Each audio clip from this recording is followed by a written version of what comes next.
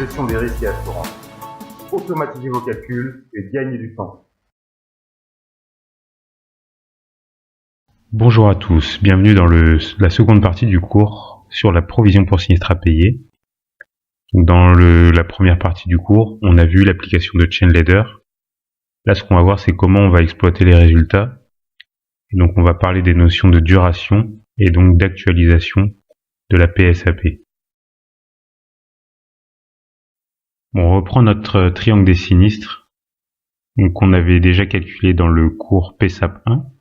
Donc en bleu ciel, on a nos projections de flux, de règlement, sur les sinistres déjà survenus en année N. Et donc là, on va faire un calcul par année de règlement.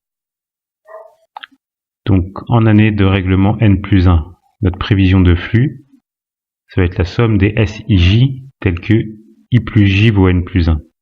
Ouais, donc tout ça, ça correspond à tous les règlements qui ont lieu en année N plus 1, que ce soit sur des sinistres survenus en année N, en année N-1, N-2, N-3, N-4 ou N-5. Donc là, le flux pour l'année N plus 1, ça va valoir SN1 plus SN-1-2 plus SN-2-3 plus SN-3-4 plus SN-4-5. Donc maintenant, en année N plus 2, donc on procède de la même manière. Notre flux de règlement de sinistre pour l'année N plus 2, donc ça va être SN2 plus SN-1-3 plus SN-2-4 plus SN-3-5.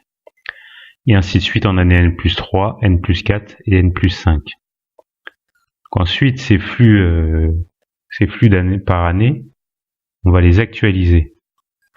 Et donc par exemple les flux en année N plus 1, on va les diviser par 1 plus le taux d'actualisation à la puissance 1 moins 1,5. Donc à la puissance 1,5. Donc en fait le 1 moins 1,5, il vient du fait qu'on considère que les règlements sont équirépartis sur l'année. Et donc en fait ils sont payés en moyenne au 6e mois. Pareil, en année N plus 2, donc les flux qu'on a calculés pour l'année N plus 2, on les divise par 1 plus le taux d'actualisation à la puissance 2 moins 1,5. Et de la même manière en année N plus 3, N plus 4 et N plus 5. Et donc en sommant le tout, donc la somme de tous ces flux actualisés, on obtient la PSAP actualisée. Donc c'est celle qui rentrera dans les comptes.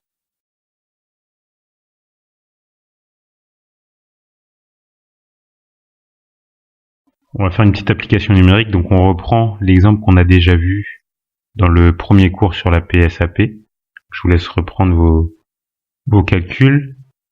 On avait calculé une PSAP de 3,71 milliards de francs CFA, mais là on n'avait pas actualisé les flux. Donc là je vais vous laisser actualiser les flux de règlement. On va prendre pour hypothèse un taux d'actualisation constant de 3,5%. Donc je vais vous laisser faire votre calcul, je vais vous laisser mettre pause, et donc une fois que vous avez fait votre calcul, vous remettez lecture et vous pourrez vérifier si vous avez les bons résultats.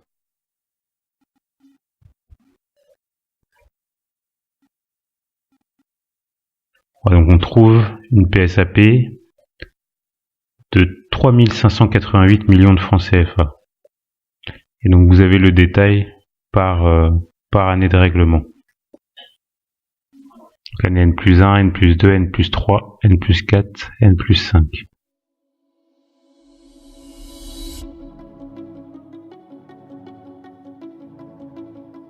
On va reprendre la série d'exercices PSAP 1. Juste, vous allez actualiser tous les flux que vous avez projetés.